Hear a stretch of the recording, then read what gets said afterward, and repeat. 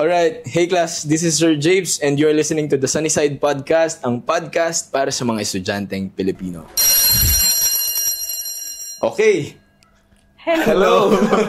Hello, Ate and Don. So, ang scrambled thought natin for today na bibigyan natin ng liwanag para sa mga estudyante is yung katanungan na paano ka ba pumipili ng college na papasukan mo pagdating sa yung buhay kolehiyo.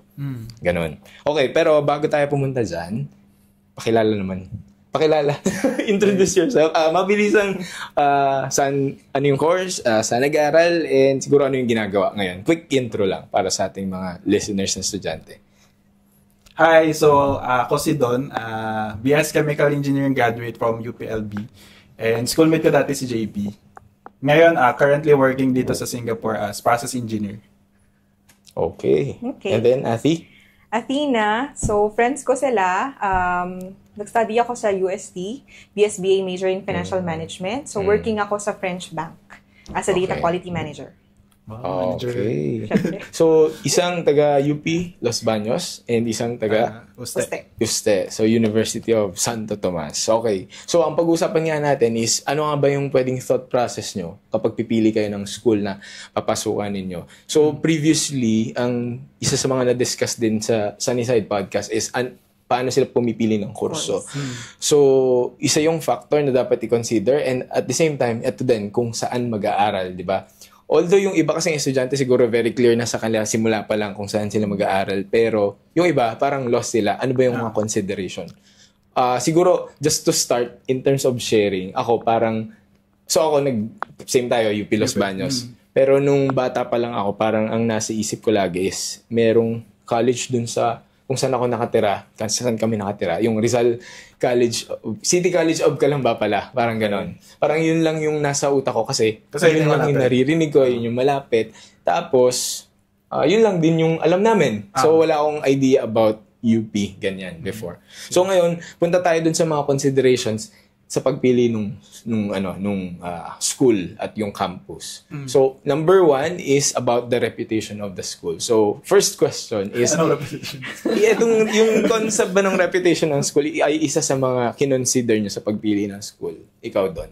Ako, to be honest, isa siya sa naging consideration ko. Pero dati, same sa'yo, hindi ko din alam ang UP dati. So, kailan mo lang siya nalaman? Nung third year high school ata. Third year high school lang? Paano? Nabanggit ng mga teachers ko na may ganitong school, ganun. Tapos, ang reputation nga sa kanya ay competitive. And maganda daw yung quality ng pagtuturo. Okay. So, pero before that, hindi ko talaga alam kung ano yung UP. So, dun mo lang siya nalaman din. Tsaka kasi dati hindi naman, may internet na, di ba? Pero hindi naman... Hindi pa masyadong active. Ganong active na disseminate yung mga info na, ito yung mga malalaking schools, ganyan, at ito yung available. Ikaw, Ati. Bilang isang go-uste. Okay. Nung una din, hindi ko rin siya iniisip, actually. Hindi mo siya iniisip dati? Oo. Pero syempre, nadidiscuss din yon nung mga classmates, ganyan. So, may tinatawag kasi before na Big Four. Okay, bakit ngayon hindi na ba siya Big Four? Ano ba kayo? Ito na Big Brother pala. Pero gano'n ka kabata nun or nasa high school ka na nung narinig mo yung Wala usapang age. Okay, yung last episode meron din ganyan. Meron din na-offend. Napa-age problem kami.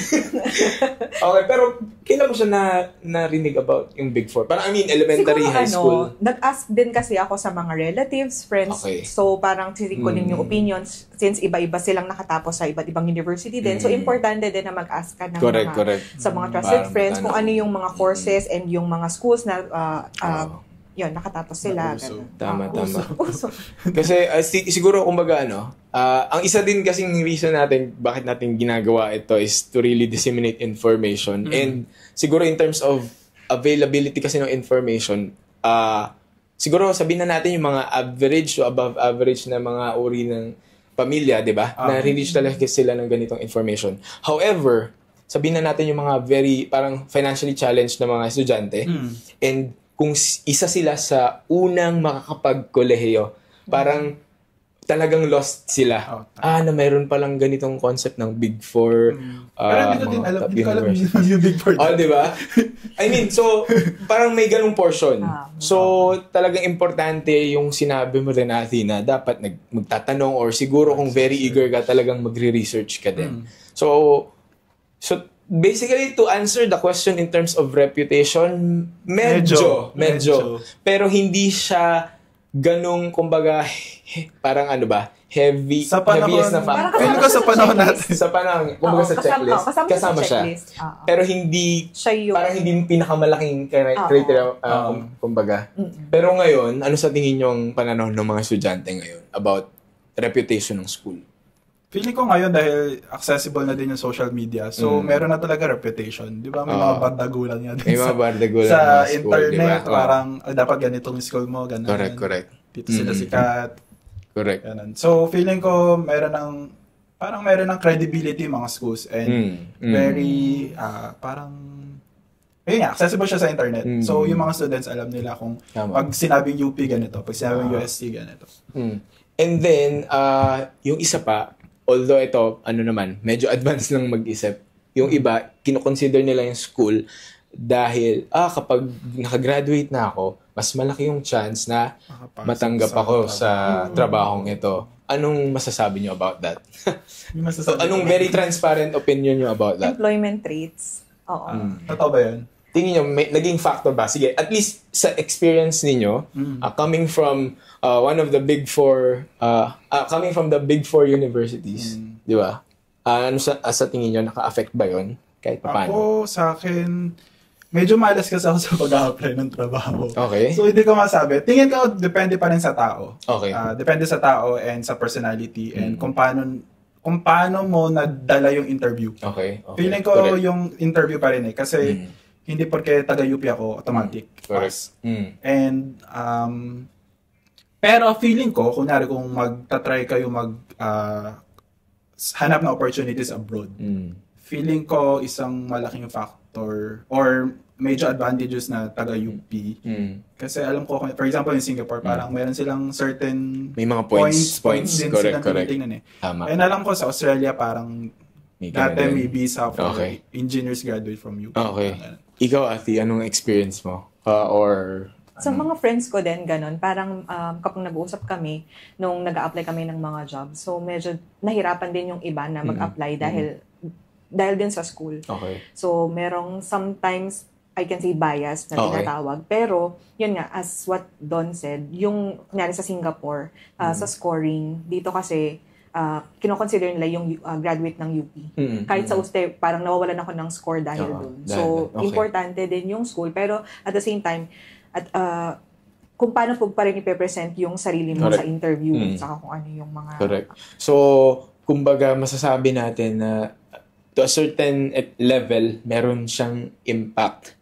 Pero it doesn't define kung ano na yung magiging takbo ng buhay mo after the university life. Right? Pwede pa rin sa tao. Correct. Tama. And then, isa pang pwedeng consideration na related pa rin dun sa, sabihin na nating reputation ng school, not just about being top university, is actually, minsan may nakikita tayo na label na parang Center of Excellence. Center of Development, kung hindi ako nagkakamali. So, isa ring magandang factor yon kasi kung halimbawa, yung mga pinipili mong kurso ay may board exam, di ba? Kung kilala yung school na yon or yung campus na yon na mataas ang passing rate ng board exam, ay, kumbaga, inaway makakampante ka na, maganda yung, parang quality yung education dyan. So, ako, nung nag-apply ako sa UP, chemical engineering gusto ko. Pareho tayo ng course, di ba? Ang options ko naman dyan is Diliman or Los Baños. Pero, ang reason ko naman kasi, parang dahil taga-Laguna ako, bakit pa ako pupunta ng Diliman? Pag tinignan ko naman yung passing rate ng chemical engineering sa UPLB, mataas din naman. So, most of the time, Diliman and then LB, mataas yung passing rate ng mga yan.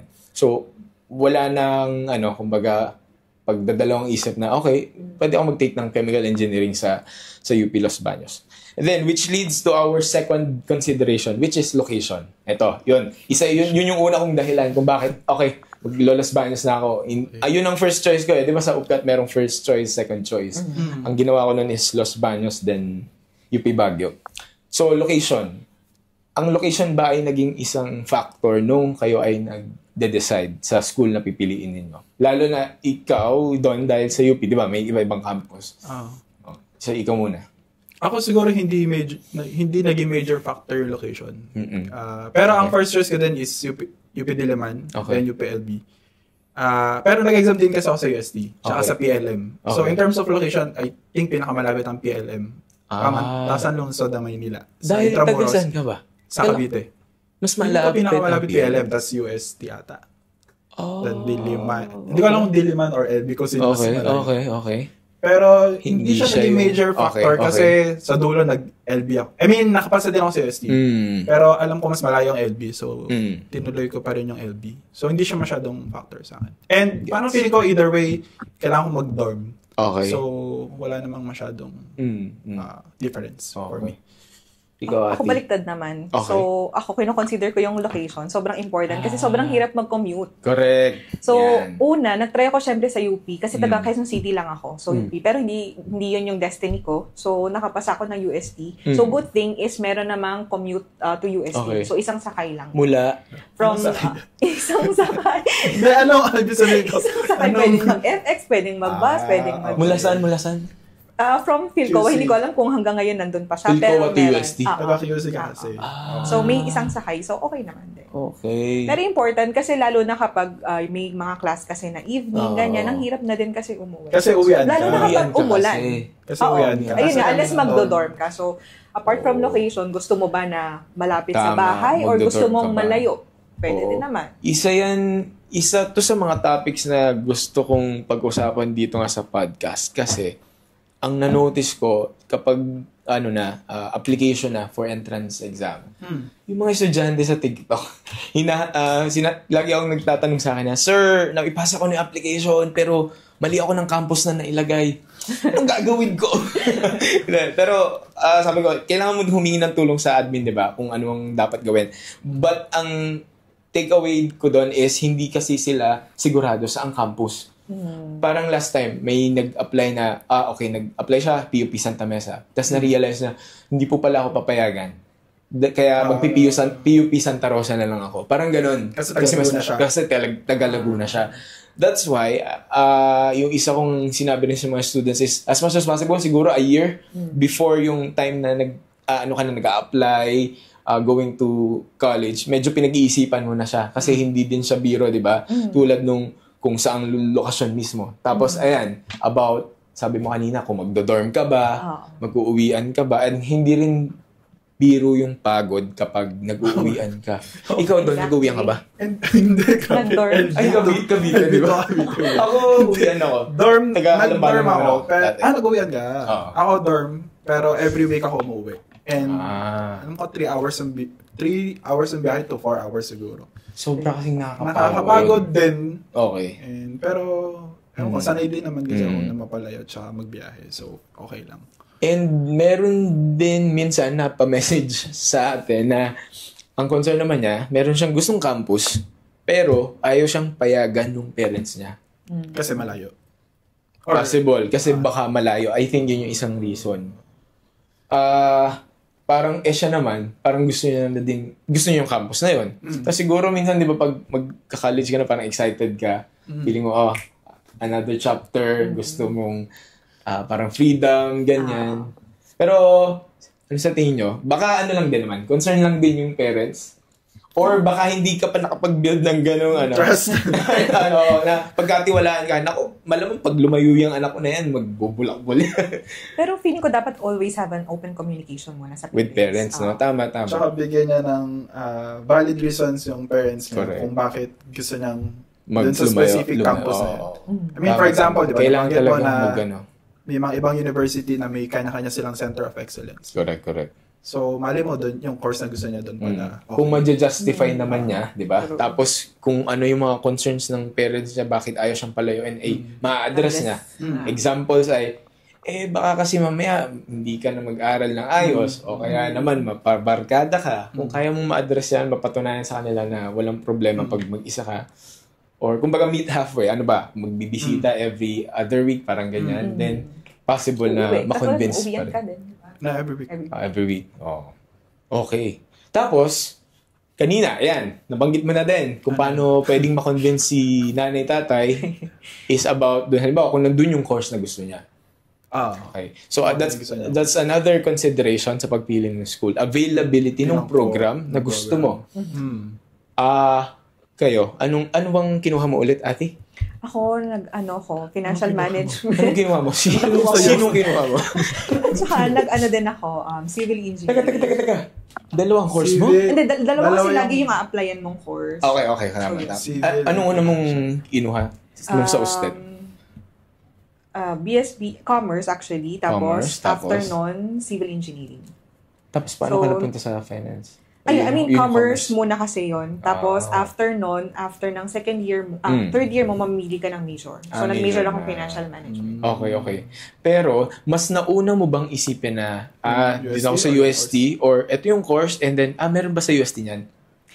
Ako kasi, alam ko kasi yung course na gusto ko. Okay. Pero, alam ko din yung school na gusto ko. Okay. So, nung nakita ko yung school, actually, mas na-prioritize ko yung school. Okay. Over yung course na gusto ko. Good. So, yun. Same. Na-prioritize yung school. Yung school muna, no? Tsaka kasi, kung clear din sa'yo yung... tama. Sa totoo lang din naman kasi, kung malalaking university na ganyan, malaki din yung chance na kung ano yung course na gusto mo, nandun yan, di ba? Pero siguro sa scenario nung ibang students, kung halimbawa, yung mga colleges or schools na mas malapit sa inyo, and sabihin na natin hindi ganun kalakihan, and limited lang din yung programs, baka kailangan nilang mag-isip mabuti, di ba? Kasi, posibleng wala dito sa school na to yung gusto mo talaga. Tama. And then, ayan na yung problema. Paano kung wala yung course na gusto nila dun sa halimbawa, pinakamalapit? Ang gagawin nila? Problema na nila yun, no? Hindi, ako tingin ko, iniisip ko ano yung experience ko. Parang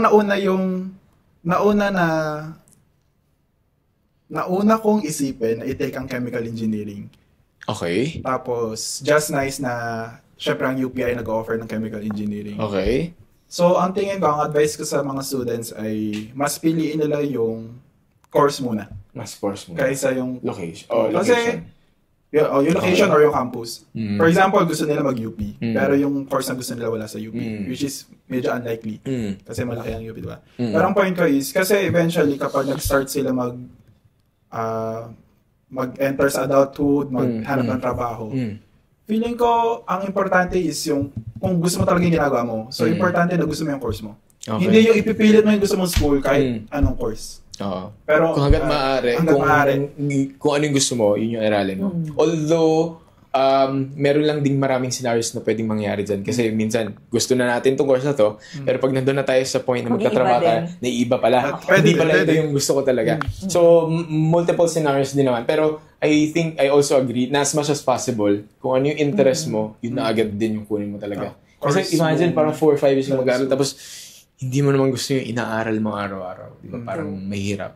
Hindi na naman din biro yung tuition fees. Di ba? Kapag magta-transfer ka. So, ang galing ng pasok mo dahil yung another consideration na nasa listahan natin is about finances. Di ba?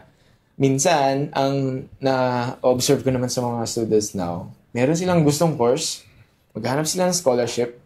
Yung scholarships natin ngayon, meron yung defined na programs lang na pwede. Wala dun sa listahan. Available sa course na gusto nila. Diba? So, anong mangyayari dyan? Mapipilitan ka bang lumipat sa another program na para makuha mo yung scholarship na yun? Parang ganun. Diba? So, sa case ko naman, nagkataon na since hard science kasi, malaki yung chance na maraming scholarships na pwede. So, wala akong naging ganong problem. Pero siguro ako naman, kung ang tatanungin dyan, and kung baga problema ko talaga si kaperahan, siguro medyo kailangan ko munang mag-sacrifice ng konti. Pero hindi naman to the level na yung parang napilitan lang ako sa course na to. Mula dun sa courses na yon, sa programs na pwede sa scholarship na to, ano yung pinakamalapit mula dun sa gusto ko? Or, kung hindi man malapit, mula dito, ano sa tingin ko yung at least pwedeng... Lesser evil. Oo, parang gano'n na lang, di ba? Kung yun yung pinaka kailangan mo, di ba? Ano sa tingin niyo? Ikaw doon, may scholarship ka nung college ka, di ba? For example, kung nandun ako sa situation na as in financially challenged talaga kami, pero may available scholarship na pwede ibigay sa akin. Siguro ito take ko muna yung scholarship. Tapos, muna, no? Kagaya na sabi mo, from the list ng course na pwede na under nung scholarship na yon, pipili mo na ako ng lesser evil. Parang kailangan mong maging practical muna siguro. Practical muna kung wala talaga. Oo. Kaysa magpilit ka, hindi ito yung course na gusto ko. Wala kang scholarship. Wala kang namang mahahanapang ibang resources. So ano na? Pili ko pag wala ka na talagang choice. Pero siguro yun nga, pag wala ka na talagang choice. Pero tingin ko kung bago ka pumunta sa point na yun, try mo muna mag-explore ng ibang possible na scholarship na available. Baka meron sa mga LGU or what, diba? Ayun. Pero sa case ko kasi, actually wala akong scholarship nung una. Pero chemical engineering, then third year kasi ako nag-apply ng scholarship sa DOST. Which is, sakto naman na covered nila ang STEM related courses. So, okay. So, ang na-touch natin is about the reputation of the school, location, yung availability ng program, and yung siguro about kaperahan, 'di ba? Mga scholarships or paano may pa-finance yung pag-aaral mo kung doon ka papasok. So, as last question, ano yung order of prioritization na nangyari sa'yo doon, Nati? Kung i-rank siya. Ikaw muna.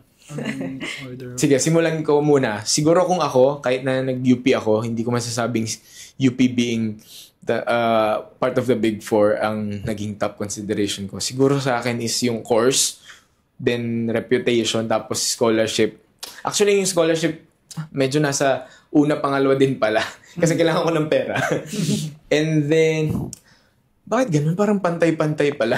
Siguro nagkataon na nagkasakto-sakto kasi nasa Laguna ako, may Los Baños, nandun yung course na gusto ko, nasa Big Four siya. Ikaw naman ng Diyos. Ay, sorry.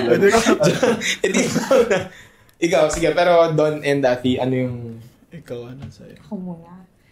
Pwede yung top 1 muna. Siguro, sige, ano yung top 1? Yung course talaga. Course, ikaw? Ako, school. School, okay. Second priority? School. Course. Okay. Actually, kasi shifty ako. Inuna ko muna yung school. Chem kasi ako dati. USC. Okay. Tapos, USC is... Cheming ako sa USC. Pero mas pinili ko muna yung school. Tapos from there, nag-shift ako from chem to chem. Kaya second ko yung... Ako naman baliktad. Hindi ko kasi nakuha yung course na gusto ko. Kaya parang hanggang ngayon, gusto ko pa rin siyang, alam mo yun, gawin. Although it's already late. Pero still course. So, I think out of this conversation, ang mahalaga is klaro ano yung mga priorities mo. Para kapag clear yon, ano yung uunahin mo, dun ka mag-create ng decision, di ba? Kung saan ka mag-aaral. And siguro ang last na piece of advice lang din, maraming estudyante kasi parang curious sila or nako-confuse pala sila, na, sir, isang school lang ba yung pwede ko pag-examan? The answer is no, di ba? Sabi nga nila, para daw itong raffle. Parang try and try lang, more chances of winning. Mag-apply lang kayo na mag-apply kung saan kayo makapasa, and then dyan na kayo magpaplano. At least marami kang scenarios na pwede mong gawin. And mag-apply kayo ng maaga. Kasi ng maaga. Correct. Kasi kumbaga parang... May mga deadlines din yan. May mga deadlines. So, cut off. Okay. So, I think that's it for our today's episode. This is Sir James and you're listening to the Sunnyside Podcast, ang podcast para sa mga estudyanteng Pilipino. Class dismissed.